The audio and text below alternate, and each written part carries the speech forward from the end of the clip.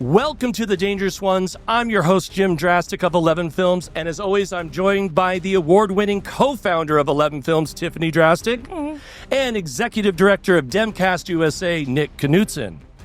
Our guest today is a Massachusetts native who graduated from Harvard in 2010 and later earned an MBA in finance from the MIT Sloan School of Management. After college, he immediately joined the Marines, serving as captain. He led patrols in Afghanistan in 2012 and later led a counter-narcotics reconnaissance unit in Panama in 2014. After active duty, he went home and was elected to 3 terms on the Newton City Council. And then he ran for Congress in 2020 when the Massachusetts 4 seat was vacated by Joe Kennedy III, who left to run for the Senate. He's a fierce fighter for health care, lowering prescription drug costs, internet and social media regulation, veteran and defense spending reforms, among others. To say he's a rising star in the Democratic Party would be a huge understatement. Ladies and gentlemen, it is our pleasure to welcome to the Dangerous Ones, Congressman Jake Auchincloss. Congressman, hello. Hello. Thank you for the warm introduction. I'm happy to be here. Absolutely. Well, let's get started right off the bat with kind of what's on everybody's mind with these tariffs and what's looking more and more like possible insider trading. Leader Jeffries said Thursday that Democrats, quote, need to get to the bottom of the possible stock manipulation that is unfolding before the American people, including what, if any, advanced knowledge did members of the House Republican Conference have of Trump's decision to pause the tariffs. Give us your assessment of what the hell is going on. Chaos, incompetence, and corruption. In turn, first, the chaos. Donald Trump rolls out a series of across-the-board tariffs that are calculated innumerately and are communicated incoherently. He then, under pressure from the bond market sell-off, that basically was an emperor has no clothes moment for investors worldwide, walks back the tariffs after decimating 15% of people's 401ks and causing businesses big and small to have to push pause on hiring and investment decisions. And then threaded through that chaos and incompetence is the corruption of individuals in Washington, D.C. who are taking advantage of their preferred placement within his patrimonial system to try to get rich off of other people's suffering. This is reason number 715 why members of Congress should not be trading individual equities as individuals. It's just not acceptable. And so now what power do Democrats have to investigate this, to counteract this? What can you guys do? The founding fathers designed our system of government knowing that we would be here one day. They had dealt with an out-of-control executive in their own lifetimes with King George III. He also, by the way, happened to be insane, so it was good training, right? So they knew that, okay, we have a president, we've got a legislature, we've got a judiciary, and we're going to do separation of powers, and we're going to do checks and balances. What's happening right now is that the president's out of control. The judiciary is actually doing its job. It's standing up to him. But Congress has sidelined itself from its constitutional role because Speaker Johnson and Senate Majority Leader John Thune don't view themselves as leaders of a separate and co-equal branch of government. They view themselves as courtiers in the House of Trump, right? Now, fortunately, the founders knew that that might happen too, that what they called faction at that time, not party, but faction, might overtake their tripartite system. And that's why they vested sovereignty in we, the people. They knew that ultimately it would be public pressure that would rein in unconstitutional actions. So Democrats in the minority have to go and rally public pressure to then force first congressional Republicans to bend more towards the will of the people, but then second, next November, to take back the gavel so that we can hold this guy to account and lame duck him.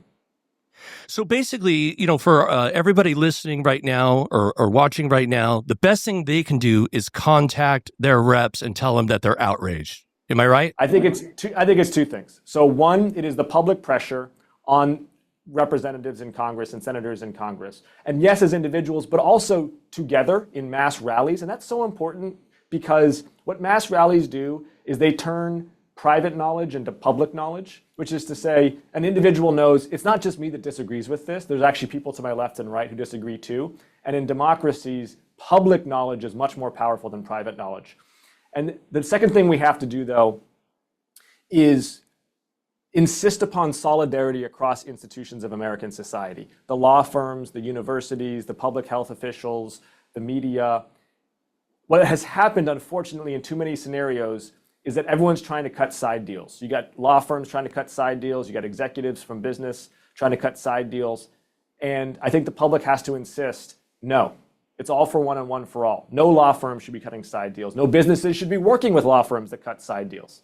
We all have to stand together, not just at the grassroots, but also at the heights of different institutions.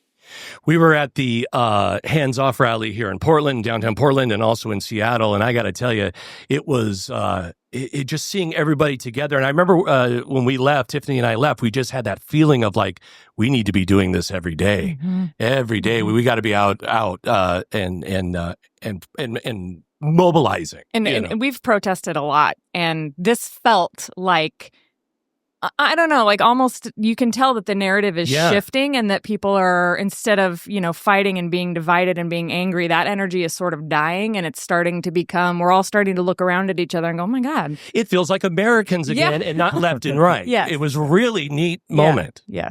Yes. And I think that will continue to crest over the next year and a half.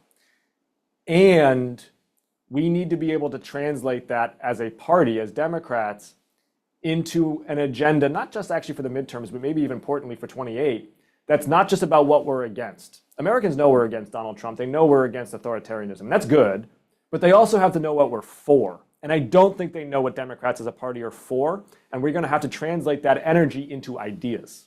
So really quick, if I may, a few weeks ago, we had Oscar-nominated screenwriter Billy Ray on our show. He's also a Democratic messaging expert. It was a huge show. A lot of people were talking about it. And he had a lot of strong medicine. And I have to say that he wasn't wrong. Nope. Where do you think Democratic messaging needs to go over the next 2 and 4 years? First, we have to understand what paradigm we're operating in. What MAGA is doing is not about policy, and it's not even about politics. It's about culture. The MAGA worldview is that the commanding heights of Western society, whether it's National Public Radio or the National Institutes of Health or the North Atlantic Treaty Organization, have been taken over by leftists. And they are waging guerrilla cultural war against these commanding heights. So to them, the point is not the policy. And the point is not actually even electoral politics. It's a cultural takedown. And when we understand that as Democrats, I think it gives us more clarity of purpose.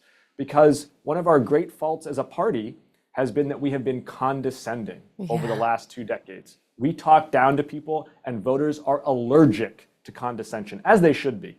We have to fix that in ourselves. And we have to start enlisting people into a positive agenda and not talking down to people for not agreeing with us on 10 out of 10 things. Absolutely. We hear that a lot. We get voicemails. We have a hotline that we set up for people to call in and just vent about what's going on and their feelings about what's happening. And we had someone call in and say, I want Democrats to stop talking like they're from Washington and start talking like they're from a diner. Stop talking from this hill and preaching down at us and sit down with me at the counter over a plate of hash browns and let's talk about what's affecting us as Americans. We lost that somehow. We did. Can I give you and I totally agree.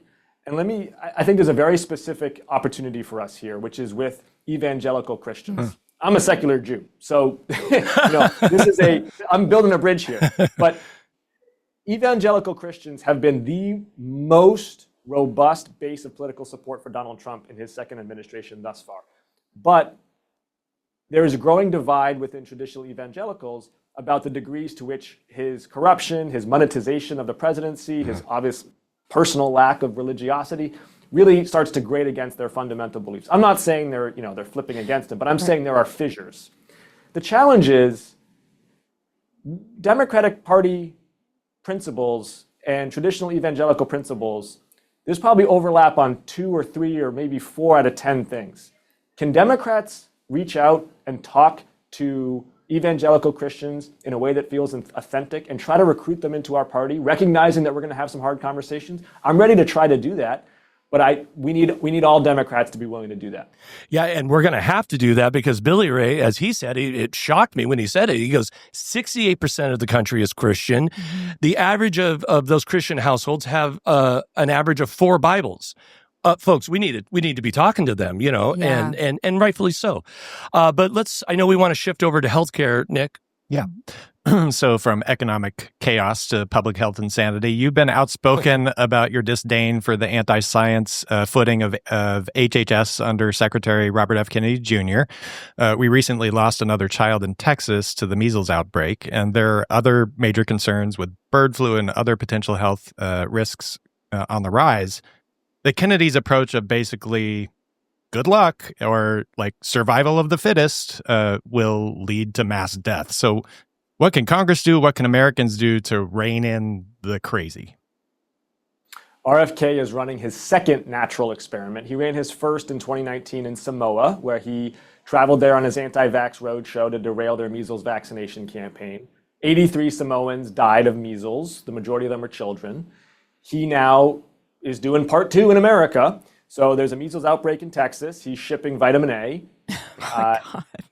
Kids are getting vitamin A poisoning, but they're also getting measles because it turns out that the MMR vaccine is a heck of a lot more effective than vitamin A in preventing measles. Weird. It's bananas, right? Number one is we need congressional oversight. And I'm on the committee of jurisdiction over Health and Human Services. I am working fervently to try to bend a few Republicans towards agreeing to do our basic job. I mean, it's not a big ask to just bring RFK in and bring some of his top henchmen in to discuss measles outbreaks and the FDA, those 2 issues in particular. The second thing we have to do, though, and it goes back to the corruption, is point out how innately corrupt the RFK crew is. Corruption is the core of their message. Their message to America is Washington has been corrupt, and that's why everyone has chronic disease. What we have to point out is that, hey, Brad Smith, who's the head of healthcare for DOGE, is running a company, Main Street Health, that is regulated and reimbursed by CMS, over which he has hire and fire decisions. Callie Means, who runs a company called TrueMed, is RFK's top advisor. Callie Means runs a benefits company and is designing benefits to help reimburse his own company. They are engaged in core corrupt activities that is undermining American public health. On those lines, NIH, CDC, and other agencies are there to lead the way in the development of treatment interventions for existing diseases as well. How can we get this is like a philosophical issue, right? I mean, how can we get America back to a place where there's outrage about a retreat back to basically like 19th century philosophy about medicine? Science and technology is how we ensure increasing standards of living over generations, and it's also how we outcompete China. And the way to support the science and technology enterprise over these next 2 to 3 years, as we're in the wilderness, is to do it through the lens of competition with China, because that's where we can get congressional Republicans on board. Okay. I'm not sure I can get them on board with the merits of peer-reviewed, curiosity-driven research, a lot of them, but I can at least try to orient them towards China. So for example, the former CEO of Google came in front of my committee, and we were talking about AI and the necessity for us to outcompete China in AI. And I pointed out to the Republicans, I said, the most seminal AI paper of the last 20 years was a paper in 2017 called Attention is All You Need. It was written in Google, by Google researchers, There were 8 authors of that paper. 7 of them are immigrants, and the 8th is the grandson of refugees. So if you think that we're outcompeting anybody on anything in science and technology without immigration, you're outside your mind. And that's the kind of argument that I think gets congressional Republicans thinking more positively about supporting science and technology. And just as a follow-up, you mentioned that you're trying to get fellow Republican members of your committee to just bend to reason. Like, how's that going? What's that conversation like? Not well, and I need help from your listeners in particular. If you know anybody in these states, Georgia, Kentucky, Idaho, or Louisiana, I need your help because I need the chair of Energy and Commerce, Guthrie from Kentucky. I need the chair of the Health Subcommittee from Georgia. I need the Senate leader from Idaho of one of the committees of jurisdiction and the other from Louisiana of the other committee of jurisdiction in the Senate, I need them to hear from their constituents. So Idaho, Georgia, Kentucky, and Louisiana, those are the 4 states where we can do the most good for public health.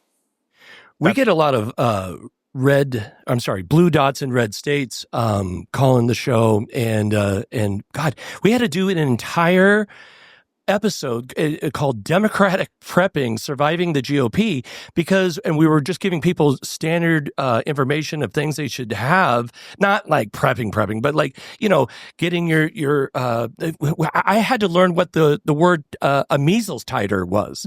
I didn't even know what that was. And people, were calling up going, I have to go get this checked now. It's scary stuff. And I thought we had ended all of this with COVID, but now here we are again. What do you suggest people do who are scared about things like the measles and what else could be coming down the line for their own children and themselves? Like, I'm a Gen Xer. I got a measles shot in 1976. And we I just think thought, it was. oh, one and done. Yeah. Yeah, I one and done. But like, what do you suggest to our audience so they can stay safe? Well, 1, get the MMR vaccine. Yeah, right. It works. 2 is, particularly if you're in a red state, is engagement on political questions with friends and family really does work. And it can be uncomfortable and they can be hard conversations, but they don't have to be acrimonious, particularly if you start from a position of shared values, you move towards a policy prescription based on those shared values, and then finally you draw a contrast between that policy prescription and what's actually happening under GOP leadership. You don't change someone's mind overnight, but as we saw with the marriage equality movement in the early 2000s, interpersonal engagement between people who already know one another about sensitive issues absolutely does shift public opinion. And the second thing is find one issue. Not 15 issues, not the whole panoply of things that are going wrong right now. Find one issue that you're passionate about, that you have time, you have expertise, you got resources that you can share. Find an organization aligned with that issue and then stick with it. Because when civil society has a constellation of organizations that are working on these issues, it provides less oxygen for authoritarians to try to push back on or to cede ground. Hopefully the internet won't burn me today, but if I'm not mistaken, both of your parents were scientists? Is that right? Yes. Yeah. That's right. Physician scientists, both of them. Yes. And it was, and hopefully I'm right. Wasn't your father like the acting director of the NIH for a short time or something like that? Of one of the sub-institutes, the National Institutes of Allergy and Infectious Diseases. Yes. That's got to be a cool upbringing, man. You come home. Yeah. Let's move over to veterans. Yes. First of all, Captain, thank you for your service, and thank you for bringing all of your expertise and all of your badassery into Congress, because we need it. And can we clone you? That's not my question. But we got an email from a veteran that I would really like to share with you. This is anonymous from Montana. I'm a veteran in Montana who voted for Trump, and I lost my job because of the cuts that DOGE is making currently to the VA. As the sole breadwinner for my family, I don't know how we're going to recover from this. I feel betrayed by Trump's treatment of veterans. We gave our lives to defend this country, and now we're being treated like dead weight. I understand the VA has problems. It's not a secret. But to cut up to 80,000 jobs and displace so many veterans already struggling is an affront to our service. What can we do as veterans now that there is an obvious attack from within? Exactly that type of blunt statement from a Trump supporter is so critical. And the veterans community is one of those institutions in American life where we need solidarity and where we need public pressure, aligned with the law and universities and career civil servants. We need to demonstrate that there is opposition, not just from traditionally liberal quarters, but also from quarters perceived of as being more conservative, because it helps create the emperor has no clothes realization. And then, of course, there are great organizations doing important work for veterans. Vote Vets is a great example of that. Encourage people to get involved with Vote Vets because they both do policy and politics effectively. And then just to round out sort of the cuts that DOGE is doing to the federal workforce, this March marked the third highest amount of layoffs in American history. The other two were during the pandemic. So now we have pandemic level job loss. And we all know it's not about fraud and waste and abuse, like you said. It's chaos and it's a wrecking ball. So when does it end? And is there anything that elected officials can do, or is this just like a brace for impact strategy? I think the first thing that public officials need to do, and I try to do it, but I think we all need to do a more pointed job of it, is to rip the veneer of waste, fraud, and abuse off of DOGE's efforts and make clear that what they are doing is not about efficiency, because efficiency is about return on investment. It is not about cost alone. For example, when you go and shut down the Office of Pharmaceutical Quality in St. Louis with 100 expert scientists and hundreds of millions of dollars of expensive lab equipment, and you shut that lab down whose job is to detect toxins in the pharmaceutical supply chain, do you save the federal government $10 million on a lease? Yes, you do for that month. But then you also have toxins in the pharmaceutical supply chain. Right. And that leads to billion-dollar recalls. Same idea. When you go and you fire all the journalists from Radio Free Asia, whose only job is to get independent, trusted news in places like Cambodia or Vietnam, where the CCP has a major footprint. You fire those journalists. Did you save money on their salary that month? Yes, I guess. There was 17 cents out of the federal budget. But now this Chinese Communist Party has more power in Vietnam for the next 20 years. Is that a good return on investment for the American public? Over and over again, DOGE has been doing this. And for that reason, the federal deficit in February of 2025 was $11 billion bigger than it was a year ago in February of 2024. So DOGE is not saving anybody any money. It's all lies. It's all fraudulent. And what they are actually doing is they are part of the culture war of MAGA, because they just think that the federal bureaucracy has become woke and everybody needs to be fired. And we have to make plain to the American public that we're not here to fight for the status quo of the federal bureaucracy. If people want to make reforms or efficiency changes, of course, right? Bill Clinton actually did a good job with that in the 90s. Yeah. We're here for it. But we are not going to let them touch programs and services like Social Security or VA benefits that Americans rely upon. When you hear the things reported about jobs cut over here and whatnot, and we've had tons of people call us about things that are going on with their Social Security, trying to get on the websites, things like that. I mean, you're on the inside. I mean, it's getting scary out there. I mean, when you see all the jobs that are being cut in all the various departments, and you probably know better than anybody what's ahead as well, does it make you worried about what's happening to the federal government? Yes, two examples of that. One, they're trying to shutter a Social Security office in my district in Fall River, which we are fighting tooth and nail. They are degrading customer service both by phone and in person for Social Security benefits. And at the same time, they're making claims about waste, fraud, and abuse being endemic within Social Security, which it is not. Everything he said at that joint address to Congress was a lie. Here's why I'm so worried about that. One, I'm worried about Social Security benefits right now. But two, I'm concerned that they're going to say, oh my goodness, customer service has gotten so bad at Social Security, and there's so much waste, fraud, and abuse. You know what we're going to do? We're going to privatize it. Yeah.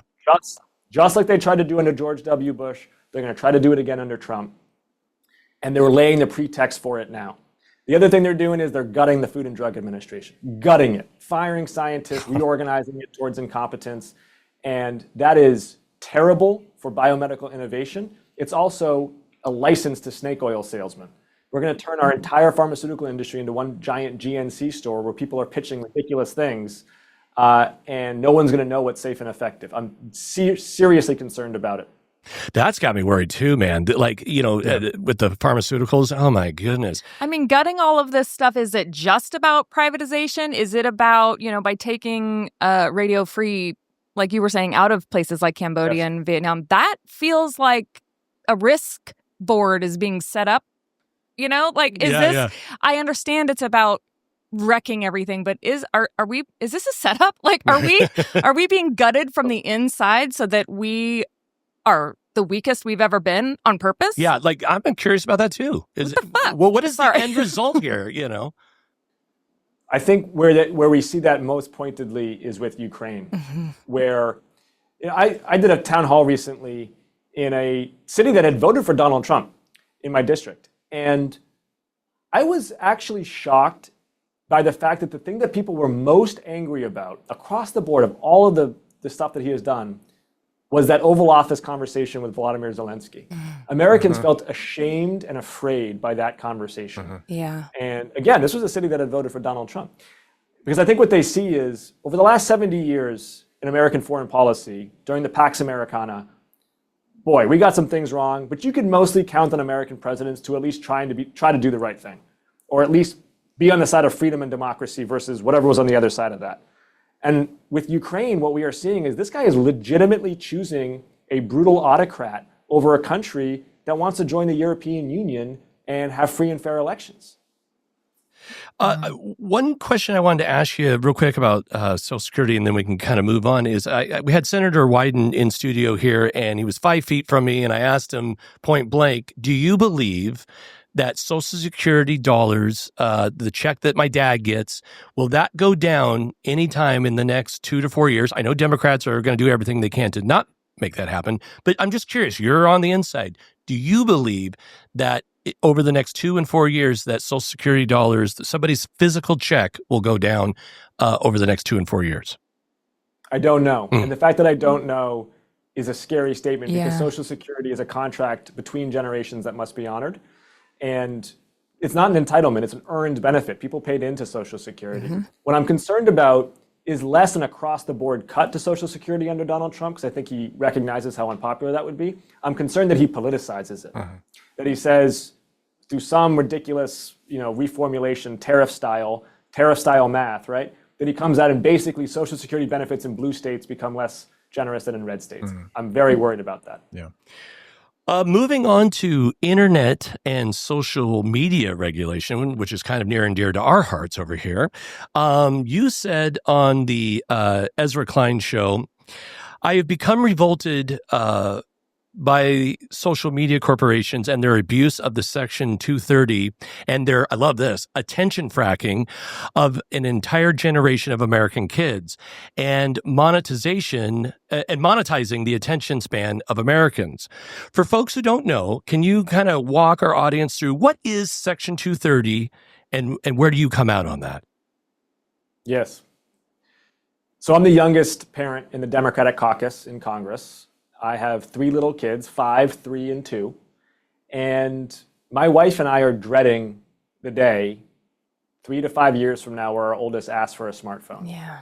And I hear that across the board when I talk to people, particularly parents kind of in their 30s and 40s whose kids are my age or a little bit older. There is this sense amongst parents, and by the way, kids themselves, because I talk to a lot of middle schoolers and high schoolers, that these social media platforms are making us lonelier, sadder, and angrier, but that we are powerless against them.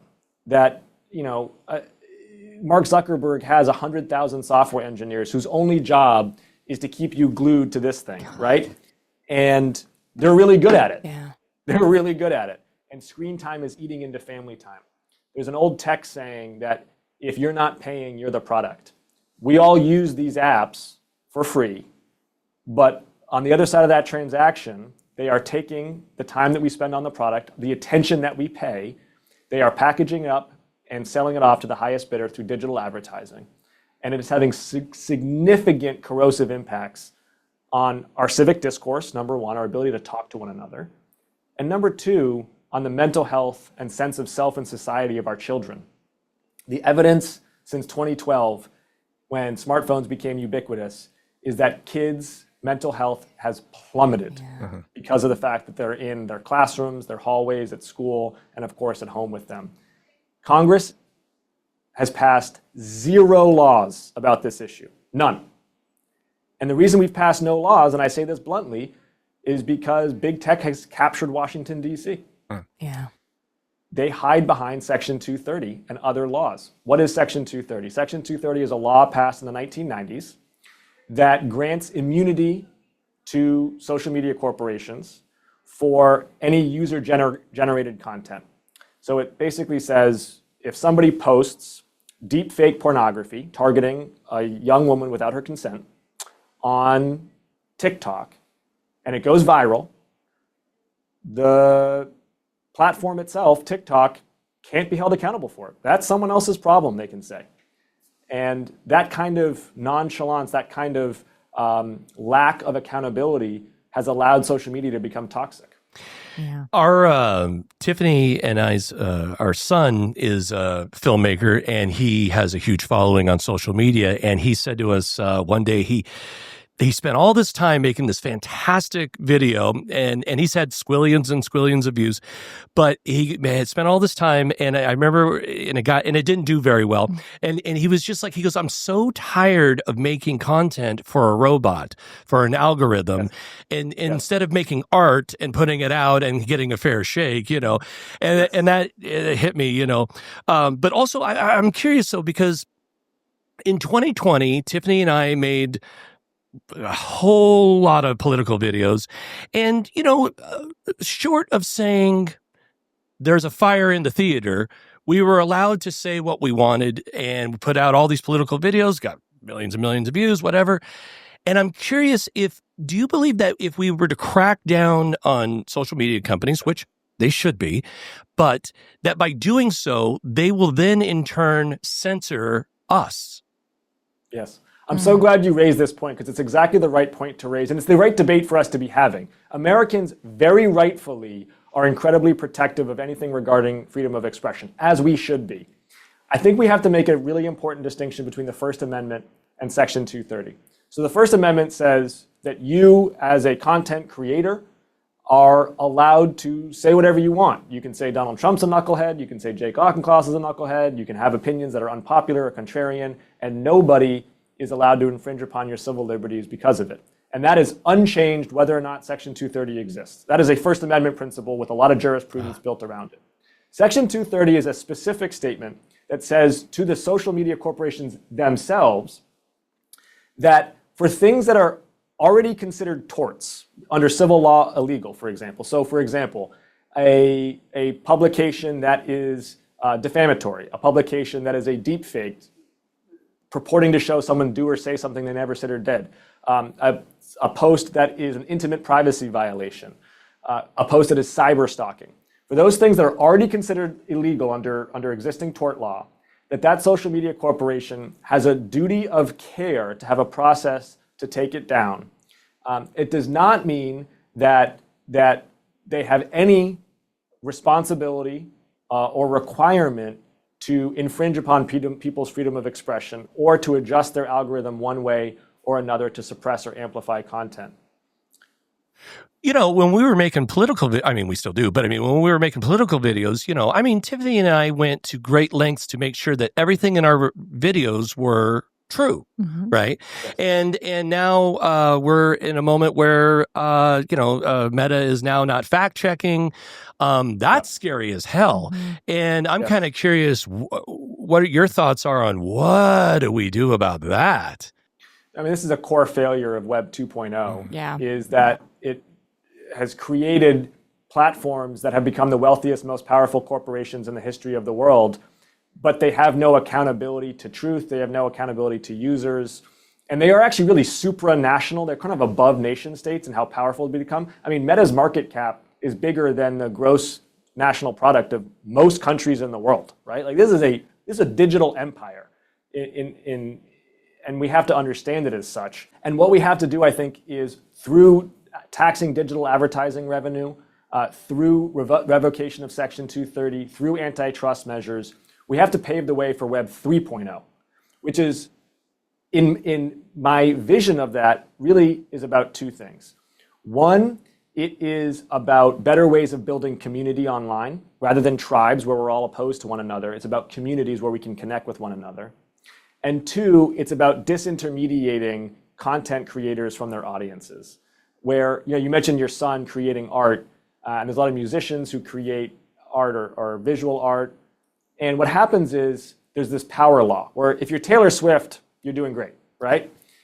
But otherwise, you're kind of marginalized by the algorithm and by their distribution. Whereas in my view, we should have an economy where if you've got 1,000 true fans, if you've got 1,000 people who really like what you create, and in a world of 8 billion people, you should be able to find those 1,000, you should be able to earn a middle-class lifestyle off that, right? That's 1,000 true fans paying $10 a month for what you're creating. That's a salary that you can live off of. But because of the intermediation, we can't build that kind of economy online. I wanted to move really quickly to AI. And I know that you were the first member of Congress to read a speech that was solely written by artificial intelligence, which I thought was fucking cool. But you did it to spark a conversation about the ethical use of AI.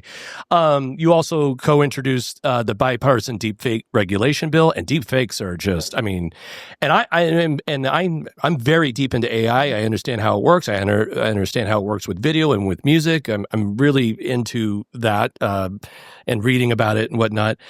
My question is to you is given how slow Congress sometimes can move, can we get ahead of AI before it gets out of control? Because 3 years ago, it was pretty scarce. Now it's like embedded in my Gmail. You know what I mean? Can we get ahead of this thing before it gets too far out of control?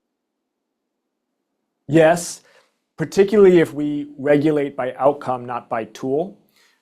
What I mean by that is like, AI is a technology, it's a tool, just like chemistry or biology is in the biopharmaceutical industry.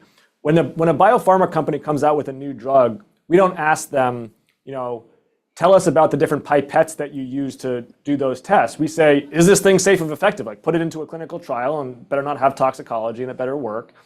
And that's outcomes-based regulation. That's what we should be doing. So we should say, whether you made it with a PowerPoint slide or you made it with an AI tool, here are the rules of the road for how these products need to work. And that's particularly, I think, important in healthcare, but it also applies across industries. If we do that, then government doesn't have to worry about keeping up with every single new release of a 03, 04 model from OpenAI or Claude or whatever. It's just about, here are the outcomes that we want. I'll tell you one area where I'm bullish and one area where I'm really concerned when it comes to AI.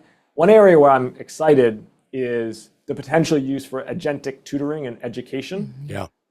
There's been some pretty promising studies, still early, about the ability for agentic tutoring to get kids back up to grade level with pretty small dosage one-on-one tutoring sessions.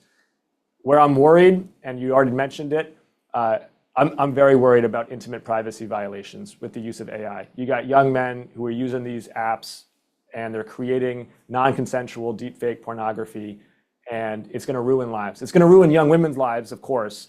It's also, I think, going to ruin young men's lives. Yeah. One, because they're going to be committing crimes, but it also it lies to young men about sex, and it impairs their ability to form actual healthy, intimate relationships. It's very concerning. And again, this is why we got to get rid of Section 230, because the social media corporations, they don't care. In fact, they probably like it because it's more screen time for them. Right.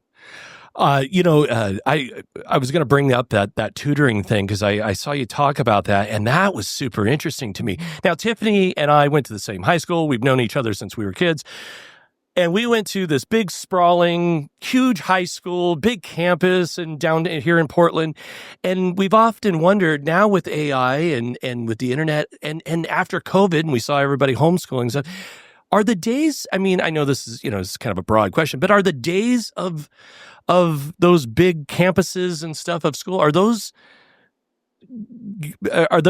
numbered, and does it make sense for AI to go ahead and come in and help out a little bit? I don't necessarily have a problem with some of that. You know what I mean? No, me neither. I claim no monopoly on good ideas when it comes to education, by the way. There are so many smart people out there putting forward and trying new things. I would say a couple thoughts. One, I think in-person is super important, and in person together, right? We saw with the school closures what a catastrophe that was for kids learning and for their kids' socio-emotional health. So that element I really hope persists, and I think it will. What I also think is true, though, is one, we're seeing a lot of evidence that AI tutoring can really work for math, for chemistry, for biology, for reading and writing.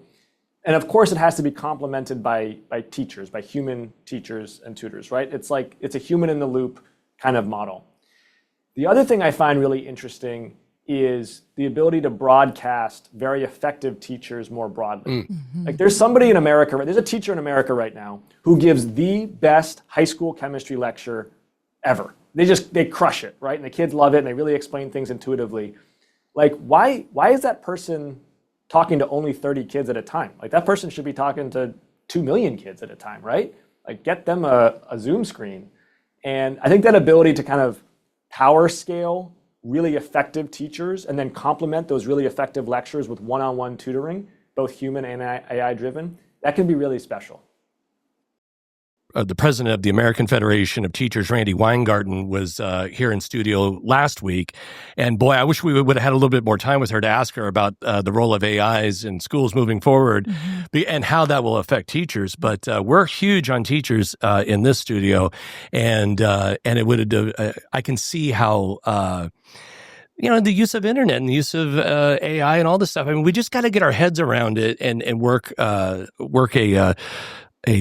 education system for the next 100 years, because times are changing. And know where technology is helping and where it's not. Like having these things in the classrooms or in hallways is a terrible idea. Yes. Get these things out of the school, right? Yes. But maybe use a technology to do better tutoring or lecture. Like maybe that works. Yeah. Right? So just be thoughtful about technology. And two things can be true at the same time. We can, like you said, it's a 19th century model, how we do all of this stuff, but now we need to embrace all of this new century stuff. Yeah. And can the two systems love each other and get along? Or is it going to be really hard to integrate these things because everyone is so comfortable with the way things have worked all this time? Yeah, right. Well, I think robots are never going to be able to help socialize children, Right? and so that has a huge that's a huge purpose for schools, and Randy talked about that last week. Yeah, my two kids here in Portland Public Schools, they go to school here, and both of them are on campuses that are utilizing what they call yonder pouches. Oh, So they put they're Mhm. forced to put their phones in these pouches at the beginning of the day, and they get locked, and they can't unlock them until the end of the day. And it was amazing to go to back to school night at the middle school and at the high school, because the teachers were just they were dancing on the ceiling. they were loving it. What They is were this, like, "Oh my gosh!" 1996? Totally. These kids were talking to each other, Yeah. and having to pay attention in class and all these things, and so I think to your point, I would agree. The kids don't like it. I'll tell you that. But, Yeah. For 2 seconds, but Right. I think they secretly do like it. I think Yeah. they 100%. get it. Yeah. I agree. Yeah.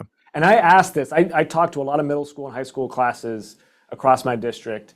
And my favorite question to ask kids is I'll say to everybody, close your eyes and then raise your hand if you would want me to wave a magic wand and get rid of TikTok for everybody at the same time. And not always, to be fair, not always, but almost all the time, a majority of students raise their hand. They know they're being locked into a system that's not working for them. Well, and you've been a proponent of raising the age limit. For utilizing social media networks from 13 to 16, right? Yes. So right now, again, under this 1990s law, a 13-year-old signs terms and conditions with social media corporations that treats them as an adult. They are an adult online. And I think we have it exactly backwards as a country in that we give expansive freedoms to 13-year-olds in the digital realm, but have overly restricted them in the real world. And we got to flip that script. We need kids getting more scrapes knees, playing on the playground by themselves with their friends, away from adult supervision. We got to give them more autonomy and agency. But then in their digital world, boy, we better rein some things in, because there's a whole host of bad actors out there and corporations who are trying to attention frack them for their own profit. Boy, I couldn't agree more with Lord that. of the Flies up there Boy, on you're the not kids, kidding, you know? man. Yeah. For real. Congressman, you've been so generous with your time, and we can't thank you enough. Well, let's just end with this one thing, if we could. Tell our listeners, how can we help? How can they help?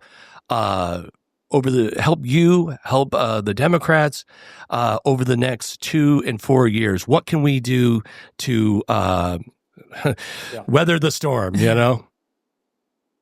A hard cider and log cabin campaign. In the year 1840, the Jacksonians were in power, and many of your listeners will know that Donald Trump is sort of a neo-Jacksonian. He's a populist president who is similarly, I think, disrespectful to the rule of law. And the opposition party to Andrew Jackson and his crew were the Whigs. And in 1840, they finally got power back. And they did it by waging a hard cider and log cabin campaign where they went across the country and they created mass public pressure that was rallied around both cultural and economic North Stars. And over the next, it's not just the midterms, it's also 2028. We have got to build this hard cider and log cabin campaign, capturing the energy of the big rallies, but also harnessing the ideas of a new generation of Democrats oriented towards building wealth and lowering costs and restoring law and order in this country. So work with us on this hard cider and log cabin campaign. Love that. I love that. Me Yeah, too. no, definitely. Congressman, thank you so much for taking the time, and you are always welcome back. Thank you so much. Really, thank Thank you. you. Great to be with you. Thank you. well. Well, fantastic. Yeah. That was Really pretty great. cool. That was very cool. Really great. He's very well spoken. Lots of really interesting, sort of innovative ideas. You know, he's clearly one of the youngest Democrats in Congress and sort of an up and comer. So it was cool to have him on. Yeah, what a great guy, and he's got an interesting story, and obviously his time with the Marines is always great, and I thought he gave us some really good feedback on what we can do moving forward, some things that are going on, and I look forward to fighting alongside of him for the next few years. I'm gonna look back at that sort of the 1840 cider and log cabin, cider and log cabin, you know. That was like he was saying, that was a similar time where, you know, there was a populist movement that was like not good for the country, and then, you know, the Whigs kind of came in with a platform and were able to turn it. And I'm gonna read up on that. Like, what did they do? Study that shit as a strategy. Yep. Well, keep listening to this show because we're gonna keep we're gonna do everything we can too. We're fucking winning. This is it. I'm done with the I'm done with this shit. Yeah. Folks, if you'd like to support this show, you can do so by going to www.tealandorangereport.com and become a paid subscriber. It sure means a lot to us. You can check out all of our social media and everything at thedangerousones.com. And until next time, have a great rest of your day. Bye. Bye.